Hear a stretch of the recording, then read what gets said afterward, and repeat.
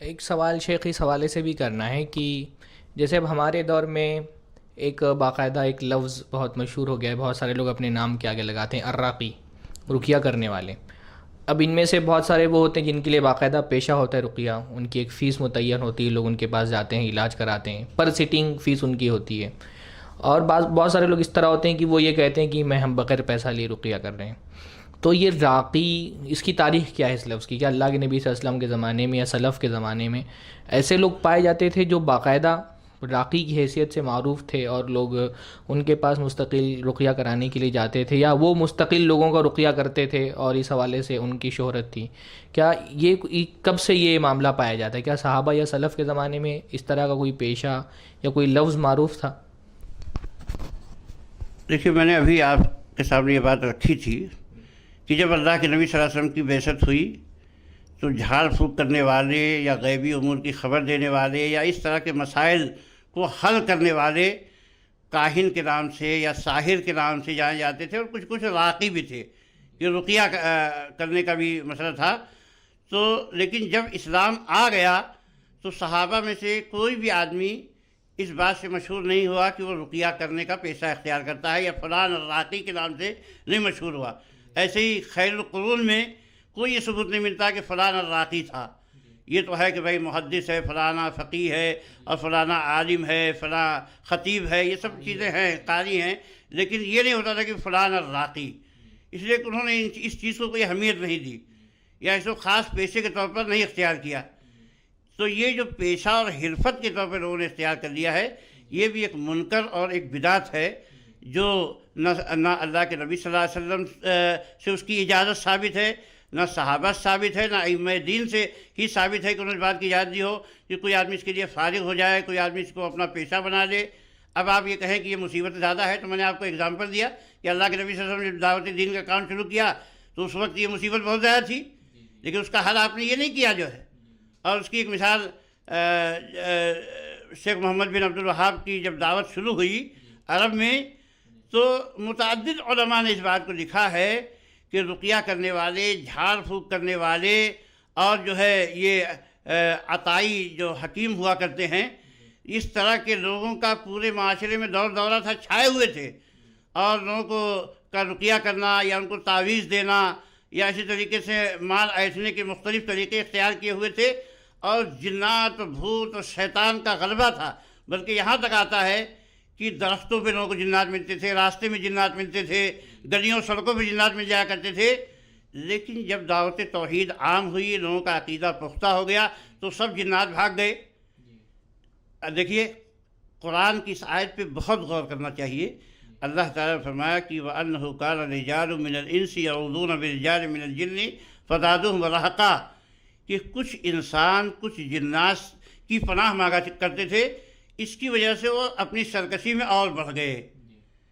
جب جنات، اصل پناہ کس سے مانگنی چاہیے؟ اللہ سے مانگنی چاہیے، لیکن جب اللہ سے پناہ مانگنے کی بجائے جنات سے پناہ مانگنے لگے تو جنات اپنی سرکشی میں اور بڑھ گئے۔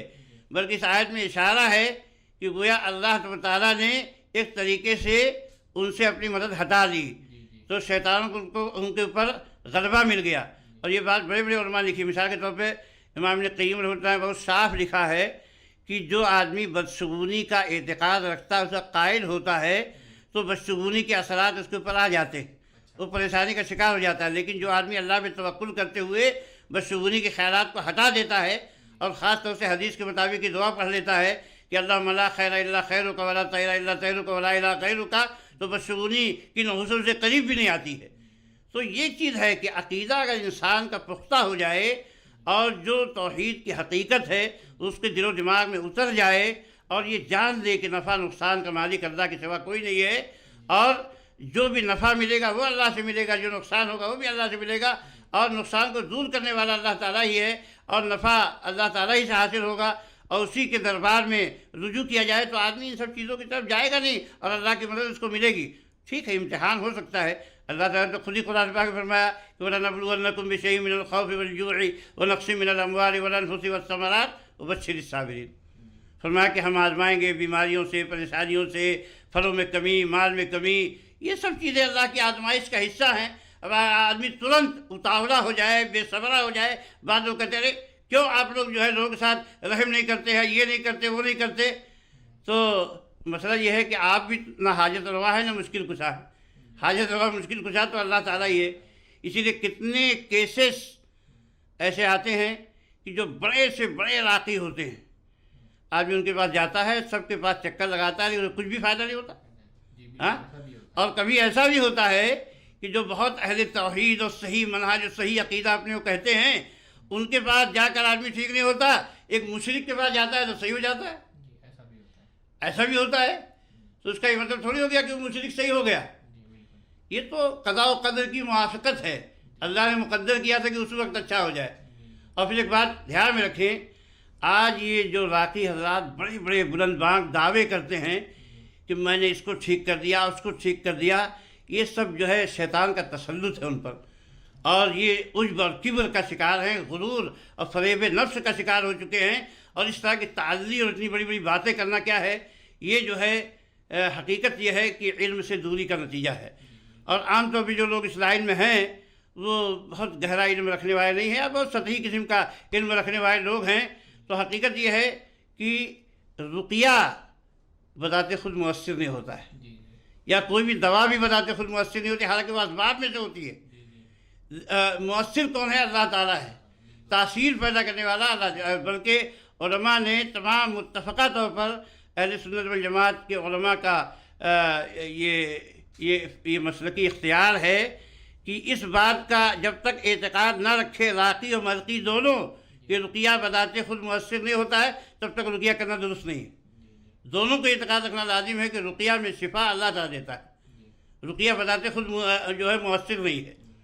لیکن یہ عقیدہ عام طور پہ ہوتا نہیں ہے، لوگ راقی کے ساتھ جڑ جاتے ہیں. راقی کے بارے میں لوگوں کا عقیدہ ہے راقی مؤثر. جی، اسی لیے علماء نے ایک وجہ یہ بھی بیان کی ہے کہ چونکہ جب کوئی آدمی حرفت اور پیشہ اختیار کر لیتا ہے اور کئی لوگ اس سے اچھے ہونے لگتے ہیں، تو لوگوں کا اعتقاد یہ ہو جاتا ہے کہ سب راقی ہی کا کمال ہے.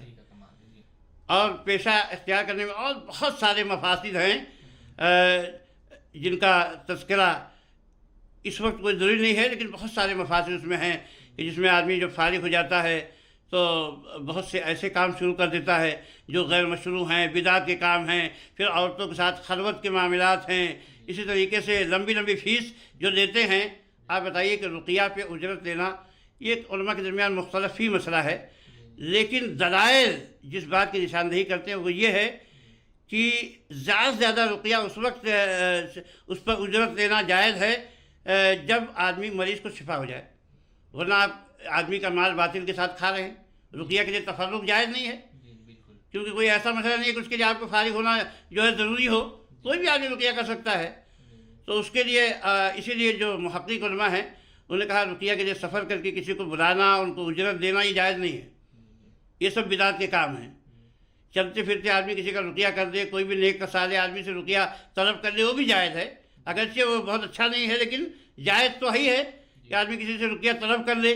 یہ ٹھیک ہے کہ افضل کام نہیں ہے، یا زیادہ یہ کہہ سکتے کہ مکروہ ہے، لیکن وہ رقیہ کرانا جائز ہے. لیکن اس کو پیشہ بنا لینا اور بڑی بڑی فیس لینا اور اس میں پھر نت نئے طریقے ایجاد کرنا لوگوں کو پھانسنے کے لیے، یہ سب باتیں ہو رہی ہیں سماج معاشرے میں.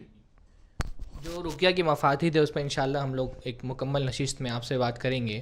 ایک چیز یہ بھی جاننی ہے کہ ایک تو ہوتا ہے کہ رقیہ آپ نے کہا توقیفی ہے، تو توقیفی کا ایک مطلب تو یہ ہوتا ہے کہ دعائیں وغیرہ جو ہیں اور جو الفاظ وہ استعمال کرتا ہے رقیہ کے لیے وہ توقیفی ہے. اب ہمارے معاشرے میں جو اعمال ہوتے ہیں، مثلاً بہت سارے مقامات پر یہ دیکھا گیا ہے کہ بہت سارے لوگوں کو ایک ساتھ جمع کیا جاتا ہے اور پھر رقیہ پڑھنا شروع کیا جاتا ہے. اس میں سے پھر یہ پتہ چلتا ہے کہ فلاں فلاں پر آسیب کا یا جادو کا اثر ہے ان کے حساب سے، یا الگ الگ طریقے ہوتے ہیں. کوئی چھڑی لے کر کے رقیہ پڑھ رہا ہے، کوئی سر پکڑ کے رقیہ پڑھ رہا ہے، کوئی بالوں کو پکڑ کے رقیہ پڑھ رہا ہے. تو کیا اعمال بھی توقیفی ہیں، یعنی ان کا بھی ثبوت اللہ کے نبی سے ملنا چاہیے، یا اس باب میں بھی تجربات چل سکتے ہیں؟ کیا معاملہ ہے اس میں؟ میں نے تو عرض کیا کہ اس باب میں تجربات کا دروازہ بند ہے. اب رہی یہ بات کہ لوگ اجتماعی رقیہ کر رہے ہیں، تو سوال اس بات کا ہے کہ صاحب آپ چلو تھوڑی دیر کیجیے، آپ جو رقیہ کرتے ہیں تو رقیہ میں برکت قرات کی ہوتی ہے کہ آپ کے پھونکنے اور تھوکنے کی ہوتی ہے؟ آپ یہ سوال اس پہ غور کیجیے. ظاہر سی بات ہے کہ آپ کے پھونک میں یا تھوک میں جو برکت آتی ہے وہ قرآن کی قرأت کی وجہ سے آتی ہے. آپ نے رقیہ پڑھا اور ایک دو آدمی پہ پھونکا تو آپ کی پھونک تو چلی گئی یا آپ کا تھوک بھی چلا گیا. اب باقی لوگ جو آپ تھوک رہے ہیں تو کیا آپ اپنے تھوک کو بابرکت سمجھ رہے ہیں؟ آپ اپنے تھوک کے تبرک کا عقیدہ رکھتے ہیں تبھی تو آپ سب کو پھونکی چلے جا رہے ہیں. آخر آپ قرأت کہاں گئی؟ ایک تو یہی بہت بڑا مفسدہ ہے. دوسری کیا چیز ہے کہ چونکہ سلف سے یہ ثابت نہیں ہے. سلف کے زمانے میں بھی یہ سب چیزیں موجود تھیں. مریض ہوا کرتے تھے اور سب کو جمع کر کے رقیہ کیا جا سکتا تھا، لیکن کہیں یہ ثابت نہیں ہے. اول تو یہ کہ ایک ہی آدمی سے رقیہ کرانے کے لیے لوگ جمع ہوں، اس کا ہی کوئی ثبوت نہیں ہے. پھر اتنے سارے لوگوں کو جمع کرنا، اس کا کوئی ثبوت نہیں ہے. اور پھر پڑھنے میں یہ طریقہ اختیار کرنا، یا پھر کچھ لوگ لاؤڈ اسپیکر کا استعمال کرتے ہیں. تو یہ سب چیزیں کیا ہے، منکرات میں داخل ہیں، اور یہ ساری چیزیں بدعت ہیں. اجتماعی رقیہ کیا ہے، اس کا کوئی ثبوت کسی سے نہیں ہے. اور بڑے بڑے علماء کے اس سلسلے میں فتاوے ہیں. شیخ ابن باز بھی اس کے جو ہے اس کو منکر جانتے ہیں. ایسے ہی جو بڑے بڑے علماء دیگر ہیں وہ سب منکر جانتے ہیں کہ بھائی ایک آدمی یا دو آدمی پہ آپ نے رقیہ کر دیا تو ایک ساتھ اس میں کوئی حرج نہیں ہے. لیکن ایک بڑی بھیڑ جماعت کو رقیہ کرتے ہیں اور اس میں کئی مفاسد سامنے آتے ہیں.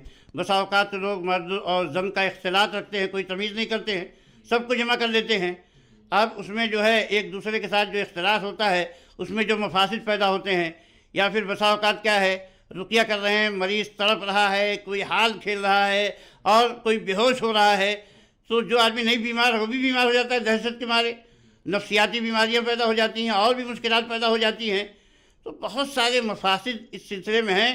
اسی لیے جتنے بھی علماء ہیں جو واقعی معاملے کی نزاکت کو سمجھنے والے ہیں، ان سب نے ان طریقوں کو جو ہے بدعات و خرافات میں یا کم از کم سد ذرائع کے طور پہ نادرست اور ناجائز مانا ہے. اس لیے یہ کام نہیں کرنا چاہیے. خاص طور سے جو لوگ قرآن و سنت پر عمل کرنے کے دعوے دار ہیں ان کو تو اس سے بہت دور رہنا چاہیے.